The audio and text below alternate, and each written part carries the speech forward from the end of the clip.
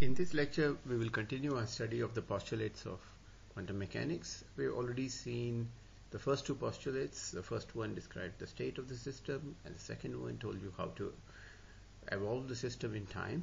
And now we're going to discuss the idea of quantum measurement. And we're going to do that by first looking at a real experiment. And this is a Young's double-slit experiment, but done with an electron. And this is an experiment due to a group at Hitachi, and this Hitachi double-slit experiment. So if you go to the slide, when I put it on Moodle and click on this, you will get you should see the URL. It should take you to the URL. So what they have is an electron source, and then they have what's called an electron biprism, which is effectively like a double slit, and they have a detector, and then this result is sent to some monitor. Okay, so the key point here is that the electrons are sent at a rate such that only one electron is so low that only one electron, if at all it strikes, will strike an electron. The chances of two electrons hitting the screen simultaneously is rather small. So now let's look at a video of the observations, and this is a video due to Hitachi, and I will let them speak and we'll discuss this later. Now we are looking at the detector plane on the monitor. Bright spots appear here and there. These spots indicate individual electrons. Electrons are sent out only occasionally. Therefore, the chance of finding one electron in the microscope is very small, not to mention the chance of finding two. Since electrons are detected one by one as particles, we have to conclude that each electron must have passed through at random on either side of the biprism, thus creating a uniform distribution without any interference when accumulated. Under such condition, do electrons form a uniform distribution? But look, we begin to see some fringes in the perpendicular direction that looks like interference fringes. Since this experiment lasted for more than 30 minutes, I have sped the movie up. Interference fringes are now clearly visible.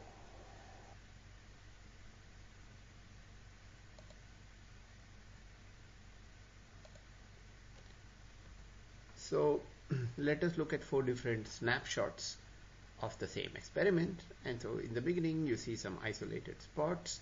So here there are, I think, 1, 2, 3, 4, 5, 6, 7 electrons at this point.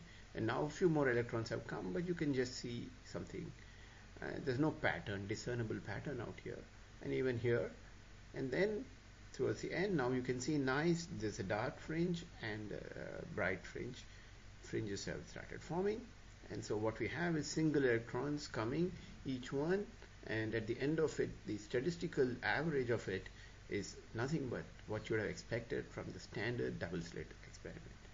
This is a remarkable thing. So let's now look at things in slightly more detail. And we had discussed this sort of cartoon of the double-slit experiment in the previous lecture. So following the same notation, let psi1 hat of x and psi2 hat of x denote the distribution that you would have got if there was only one slit open. So slit 1 and slit 2, and and the probability, so suppose only slit 1 were open, then mod psi1 square would give you the probability of finding the electron on the screen. And similarly, if psi2 only slit 2 were open, this mod psi2 square will give you the probability density. Okay, so now when you come to quantum mechanics, what it says is that the wave function, in this case it's unnormalized, I have to divide by something to normalize it, but let's just forget about that. And it's just a linear combination of psi1 hat and psi2 hat. These hats indicate they are normalized. And the probability density is proportional to mod psi of x square. Again, the proportionality, it's only proportional because I have not worked out this psi of x is not normalized. So mod psi x square, this should be p of x, definition of p of x. It will be proportional to this, so it's mod. So this is what you would have got if only slit 1 were there. This is what you would have got from slit 2. But now when you do square of it, there are these interference terms, and this is the key reason that we see this final pattern.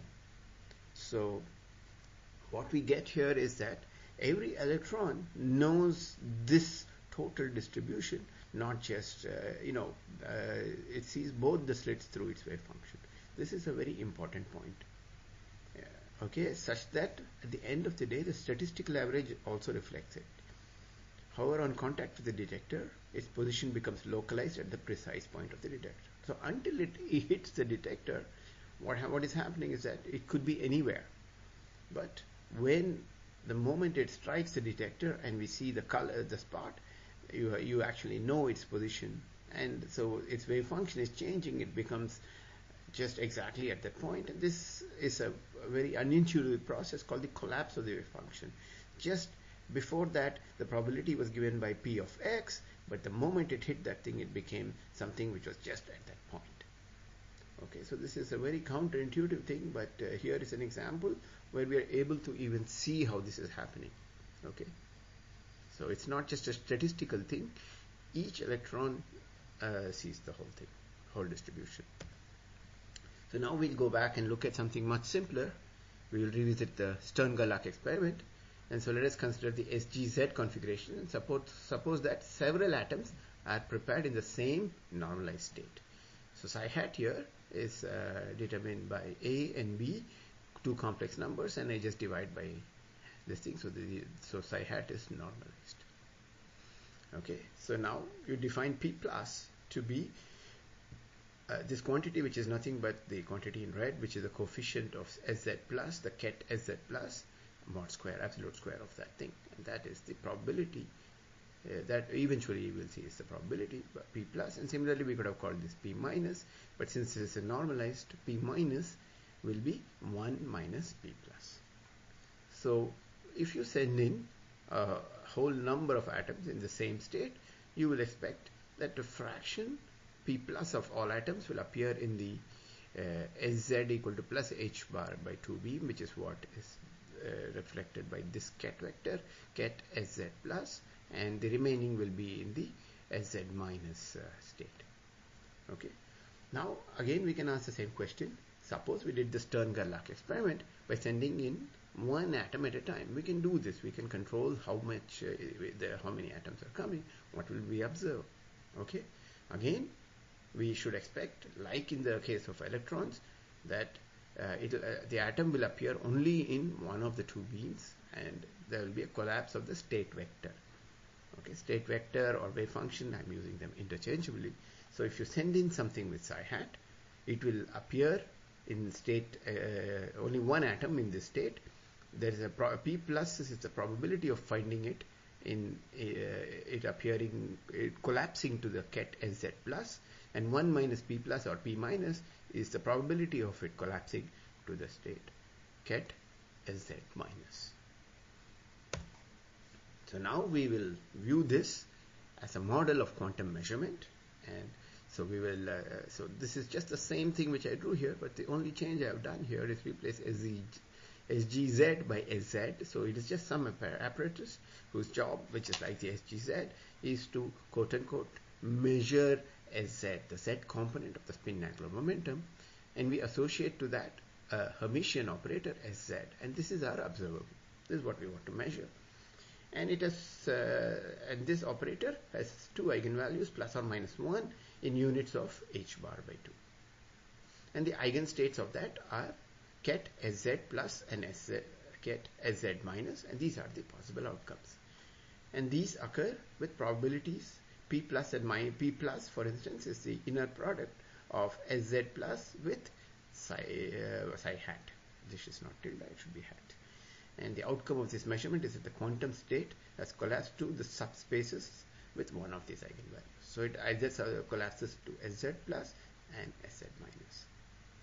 So now let's just recap. There are two aspects to this measurement.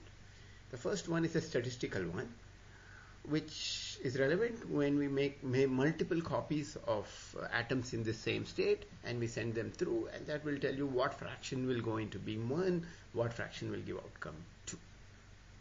But the second one is about if you pick a single atom, this measurement is destructive in the sense that we lose the information of psi hat after the collapse.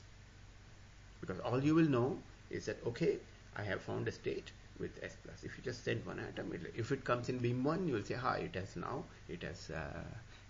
it's in K state, ket SZ plus. If it comes in the other thing, you will say it's state ket SZ minus. So this is our model for quantum measurement. So now we can generalize this, and now we are ready to state the first version of the postulate. And let A be a non-degenerate Hermitian operator. Non-degenerate means its eigenvalues are different. Okay, degeneracy in quantum mechanics means two eigenvalues are same. Example. That's an example of this thing. So we have n-dimensional Hilbert space. So we have n distinct numbers, a1, a2 up to an, which are the eigenvalues of this Hermitian operator A, and its corresponding eigenvectors, which are ket a1, ket a2, ket an. A quantum measurement of the state of a state psi hat associates a probability. So we are making a measurement of A, associates the probability pi, which is the inner product of this ket vector with psi hat mod square to the outcome of the measurement being a collapse to the state. So it says that the probability of a collapse to the quantum state AI is given by this pi, which is the inner product of this ket. So if you're, say, interested in A2 with psi hat mod square.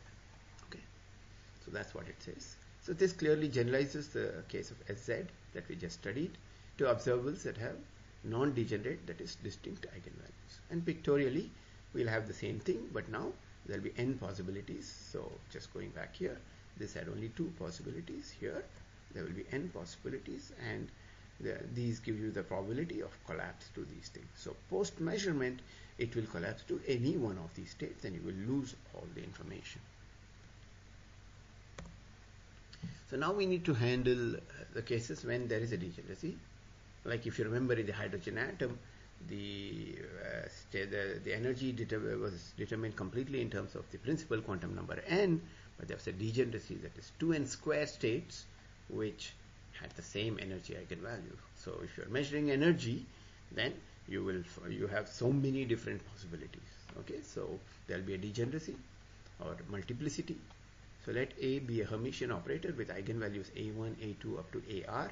R here will take to be, if it is strictly less than n, then there is a degeneracy. It's equal to n, that means there is no degeneracy, which is the dimension. And here HR is R will take to be less than or equal to n, the dimension of H.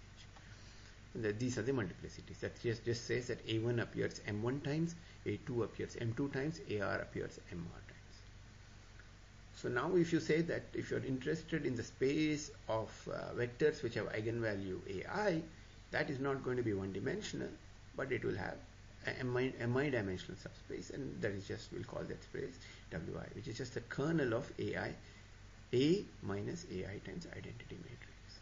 Okay, we had defined this in the note on eigenvalues and eigenvectors. Please read through that, and we also, I think, mentioned it in one of the earlier lectures. So wi's are associated. So what we have now is associated to every eigenvalue a1, a2 up to ar, we have a subspace. It's not a one-dimensional. In the previous case, it was one-dimensional space. So a1, each of these. Now we don't have that freedom. What we have is some subspace. And we also again discussed in the note on eigenvalues and eigenvectors that the Hilbert space or the vector space then decomposes into disjoint subspaces. Okay, what is the meaning of disjoint? If you take any two subspaces, W1 intersection W2, ask what are the common thing between these two, it will be only the zero vector. That's the only thing that is common, and this O plus. Plus means indicates that. So what we have is it breaks this space into subspaces, and there are distinct subspaces of dimension m1, m2 up to mr.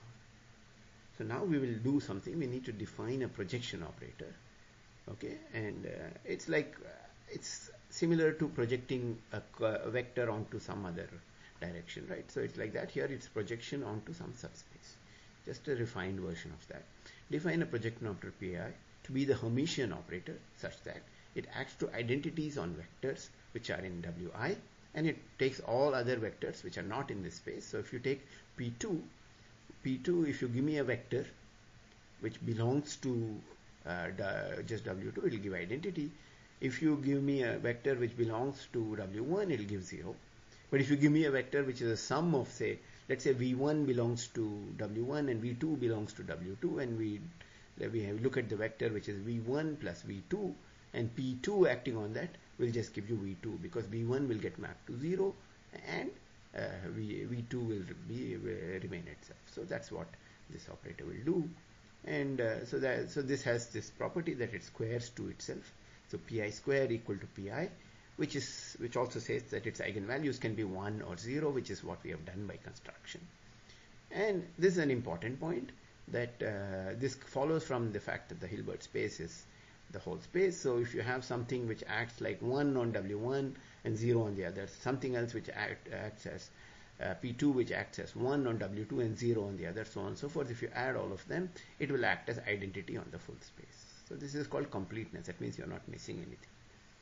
Thus, if you give me a normalized state psi I can define a pi which is what you do is first you take pi and act it on psi hat. What this does, pi of psi hat projects the component of psi hat on which lives in the subspace Wi. So it removes all the other guys, and so like we did in the example of P2, it will only give V2, and then it will be inner product of V2 with psi hat. So this is what pi is, and this is what we will see is going to be a probability. And you can check that because pi is Hermitian, this will be you can check that that this will be a positive number, not just real. Hermitian will tell you that this will be real. You can prove these things. You take star of it, you can prove this thing. But what you have is, because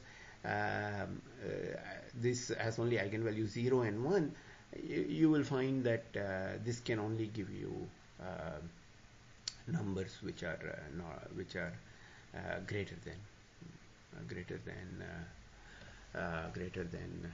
lie between 0 and 1. So it is like a probability. So you can prove this. Maybe I'll put that as an exercise in problem set 14. So now we are ready to state quantum postulate 3 again. It's quantum measurement where we are able to handle state space degeneracies also. Now let A be a Hermitian operator on an n-dimensional Hilbert space with eigenvalues A1 to AR associated with subspaces W1, W2 to WR of dimensions M1, M2, MR respectively. So this is exactly what we discussed in this out here. Okay, this is a setup. A quantum measurement of the state psi hat associates a probability pi. Quantum measurement of A associates the probability pi to the outcome of the measurement being a collapse to the quantum state, which is the projection of psi hat onto the subspace Wi. So pictorially now, what we have is, if you send in a psi hat and you're trying to measure A with probability P1 to PR, you get something which lies inside this subspace. It is a vector, of course, it's a unique, you can work out what this is, but it will lie inside this subspace. It's not a fixed vector like we saw when there was a degeneracy. This was A1 to AN, now it is some vector. So if you change psi hat, what you get here will be different, but the scenario is very different, this thing. It's also a useful exercise to see that when A is non-degenerate, we recover the earlier version of the postulate. So this, in some sense, is the complete version of the measurement postulate. So now that we know how to do quantum measurements, we can do sequential quantum measurements. So let A and B be two Hermitian operators. Suppose we follow a measurement of A with a measurement of B. What should be the final outcome? So both A and B are Hermitian operators, and we'll just follow the same strategy. We won't worry about whether there is degeneracy or not. Let's assume that there is a degeneracy and define these projection operators. So Pi of superscript A tells you this is a projection operator associated with A, and I runs from 1 to up to the number of eigenvalues, distinct eigenvalues of A. Similarly, PB of J, is the projection operator associated with B, and J now runs over all the eigenvalues of B, and these are, if you sum over all I, it will be identity, and sum over all possible values of J, you will get one identity operator. So this is a complete set of projection operators. Then the possible outcomes for the input states I had are, so you do it in the following way. First you take psi hat. First we are applying A, so that is what we did. We get pi of A hat. Now this is a vector. You done this projection, and now you act on this with Pj. Okay. So there's one caution out here that I've been little cavalier out here. The way I have written it out here, these are unnormalized states, so you'll have to normalize them. So what this picture is kind of simplistic. It's giving you unnormalized guys, but doesn't matter, we can always normalize it at the end. It's just a number. So similarly here, so this will give you pi of A will give you the unnormalized guy, and then you again act on this with this guy, and so sequentially, so you get the final output. Okay, and what are the possibilities? So suppose this has R possibilities and this has S possibilities. There will be exactly R times S possible outcomes, which will depend on all these possibilities. Okay. Okay.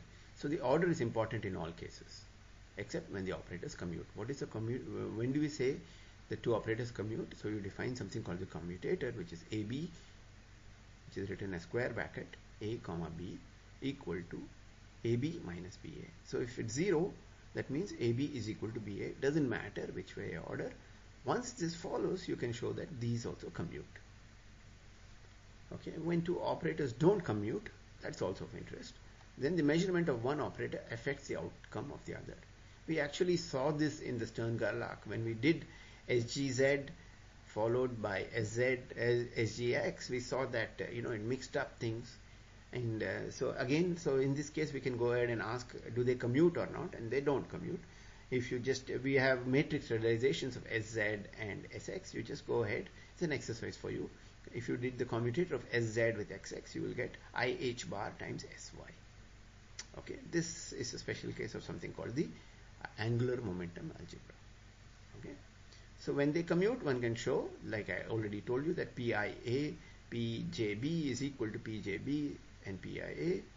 Actually, you can do even better. We can obtain states that are simultaneous eigenvectors of A and B, and we'll show you, we'll give you probably an exercise in problem set 14, and then you can label subspaces by two eigenvalues. I here represents the eigenvalue due to A, and J represents the eigenvalue due to B.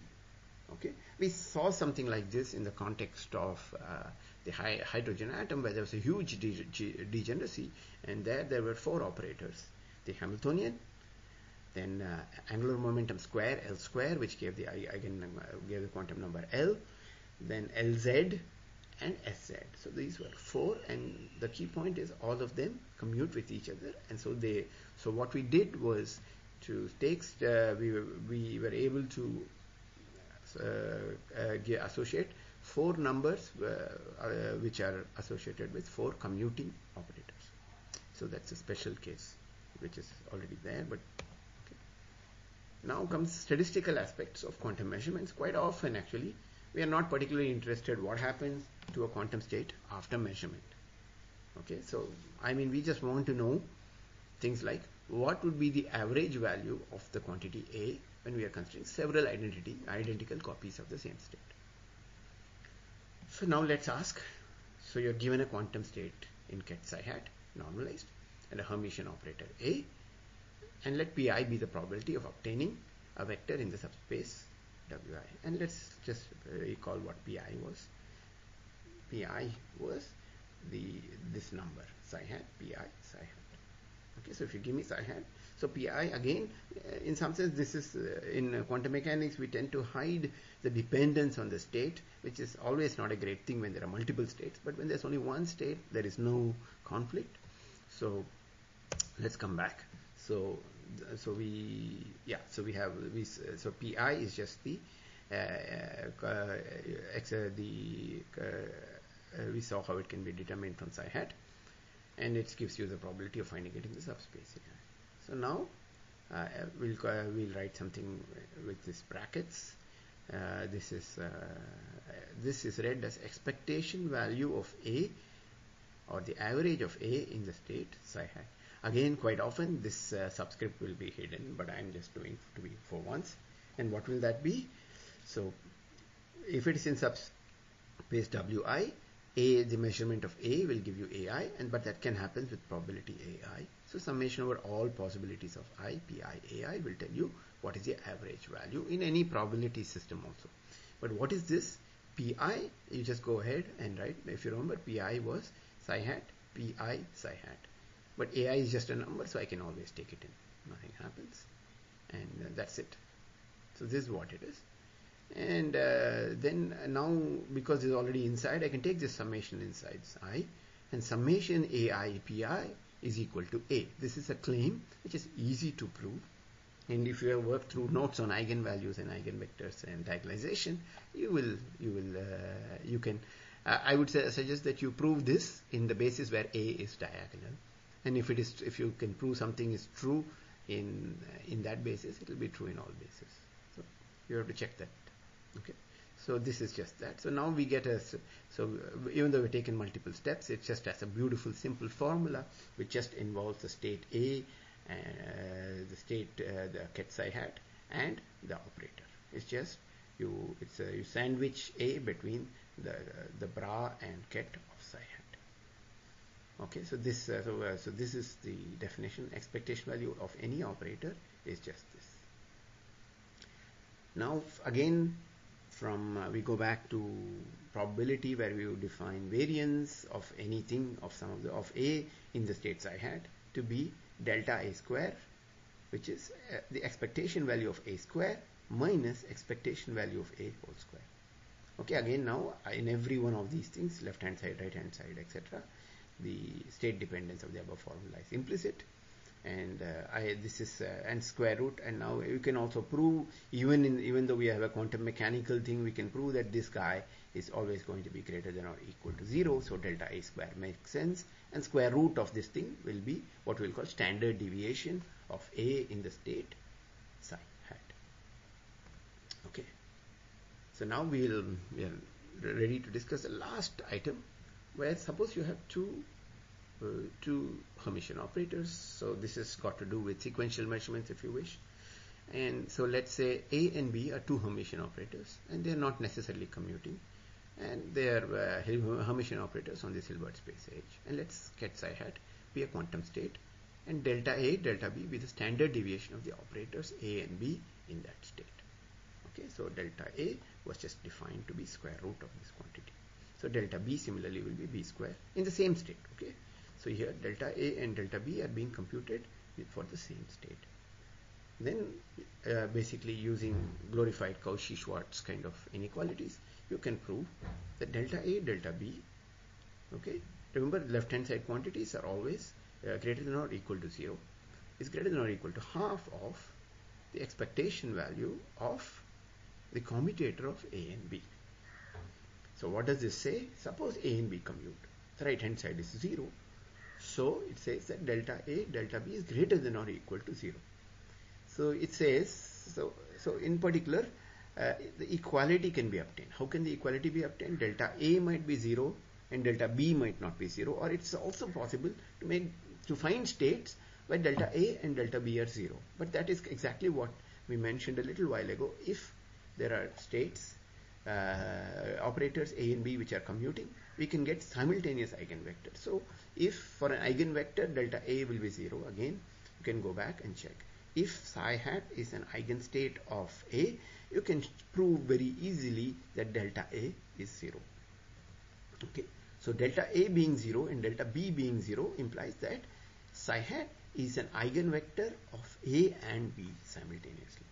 Okay, but you can also have situations where, even though this is the greater than can also happen, the inequality can be obtained. For instance, in states which are neither eigenstates of A and B. So that's only a lower. This is like the key is the lower bound.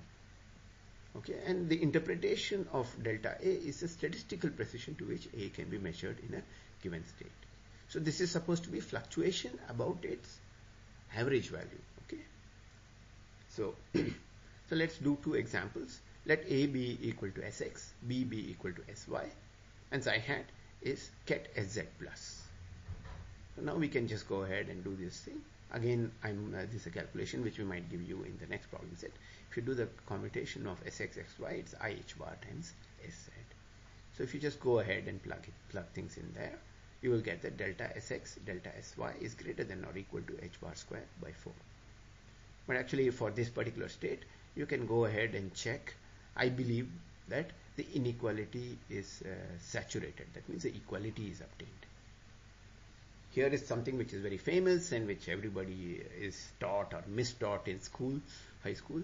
Let A be equal to x, B be equal to px, and then the commutation relation. Again, these are things which are way beyond our course, but I'm just writing something. Xp commutator, xpx commutator is IH bar times identity, which I didn't write here. We obtain for any state, okay, because you get identity for any state. State dependence goes away. This wasn't true in this in the general form. In this case, it goes away. You get delta x, delta px is greater than or equal to h bar by 2, which is strictly greater than 0. So you can see that, in other words, it is going to be impossible if you try to construct a state with delta x being 0. That means it's an eigenstate of x. What you will find is that the delta px will be infinite. I mean, it will be unbounded. You will have no control over that. Okay, and that is one point. The second point is that you can obtain the saturation, but that will be h bar by 2, and these are special class of states that can be constructed and are constructed and are of interest, and this is the best one can do in quantum mechanics. Okay, so again we have also one more point here. Is I've just stated this without proof. Maybe we'll give you the proof, or you can look it up in any book on quantum mechanics. It's not very hard. It's again at the level of understanding of using Cauchy-Schwarz inequalities. So let's do a quick recap of lectures 8A and B. So in this particular lecture, we studied the ideas behind the postulate of quantum measurement, and in 8A we also looked at the other postulates. But it's important to realize that the three postulates were not derived anywhere in these lectures. Okay, that is a wrong impression if you have it. We only provided some motivation behind them. They are not derived, they are just taken, and they should be postulates. I'll fix that. In modeling quantum systems, so what is if you have a quantum system and you want to model it, what is it we need to do? You would first figure out, hey, what is the correct Hilbert space? What is the Hamiltonian which tells you the evolution of the system? And what are the physical observables of the quantum system? Okay, these are the things which we need to actually do before we can do any calculation. But there exist standard techniques when the quantum system has a classical analog. Now the collapse of the wave function, if you were like I was when I was a student, is something which I was not too happy about. But it leads to weird things like the spooky action at a distance. Again, Google this if you wish. And these things have been experimentally tested. So quantum mechanics is weird, but these things happen. Okay. So concluding remarks for the course. This is the last lecture on this course. And we gave you a very good introduction to classical electrodynamics and a fairly short and simplified introduction to quantum mechanics. Problem set 14 will be based on lectures 8A and B that will appear soon. And I want to emphasize that you were given, I think 14, there was a problem set 0. There are 15 problem sets in this course. And all the problem sets are important, in particular the ones we have done without classroom lectures. They are very important, and there was a lot of abstract ideas, and you need to get your hands dirty. And as Feynman said, shut up and compute. So please use these problem sets to improve your understanding. There will be an additional lecture which is kind of out of syllabus kind of thing on quantum computation, and this will appear next week on Moodle. And for those people who are interested in physics, the physics department, as a part of the physics minor, offers two courses, PH 3500, which is called classical physics, and PH 3520, quantum physics, that you can pursue during semesters 3 and 4, where you can build on material learned in physics 1 and 2. So at the end of 2 years, you would be at a very good level to follow any mid to advanced course in physics if you're interested, that is. Okay. So I'm going to end with Carl Sagan's quote, which I started the quantum mechanics series, and just to remind you again that common sense works fine only for the universe we are used to, for things like timescales of decades, for a space between 1/10 of a millimeter and a few thousand kilometers, for speeds much less than the speed of light. Once we leave these domains of human experience, there's no reason to expect the laws of nature to continue to obey our expectations, since our expectations are dependent on a limited set of experiences. And quantum mechanics, like I told you, is clearly out of this limited set. And I wish to thank all of you on behalf of the 1020 team. Thank you very much.